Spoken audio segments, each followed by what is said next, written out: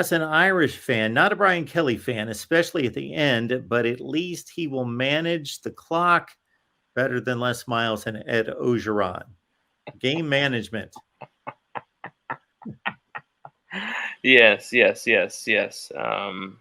Wow, Les Miles. Good God. I miss Les for a few different reasons. I miss, the zaniness, the grass chewing, and just he'd say some crazy things that were either would make you cringe, other times would make you kind of endear yourself to him a little bit. That I think the one thing he had going for him is that he was an authentic kind of guy, at least on the Right. surface, and his players loved him, and they ran through a wall for him, most of them. But I do miss Les Miles as well as a content creator, because he supplied me with about 5 or 6 game situations a year that I could just pounce on and be like, look at that. Why do you do that? I can go to town on that. And that is why LSU faithful, anyone who gives a damn about LSU, is glad to see him gone. It's not just what he was doing wrong on the field, on the sidelines, but off the field as well. And it's the culture he created, a culture of weird silence from the players. The players were very scared to talk to the media. But then Les Miles was full of a bunch of gaffes all the time. And, he gave everybody a lot of content, and he made LSU look embarrassing at times, though. And so it's a new era at LSU. It is kind of funny to see how Les Miles went from a hero, everyone loved his zany weirdness, to, what he's become in the minds of LSU fans.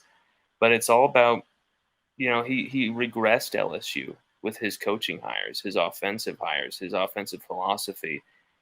There was so much talent LSU could have taken advantage of, and it felt like they never came close to what they could have done. So many great players from that era.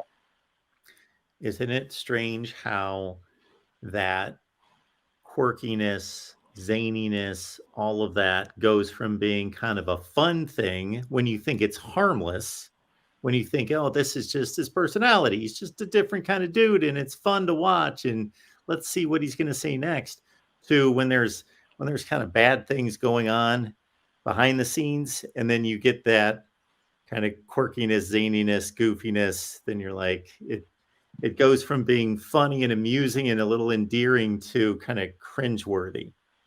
Yes, and that's what happened, Mark. That's what happened. There was times where Les Miles would do something, and it was like, okay, it was kind of ridiculous, but the way he did it, okay, whatever. And then there's just, he got to be very cringeworthy and very weird, and just it really hurt LSU's brand, in my opinion.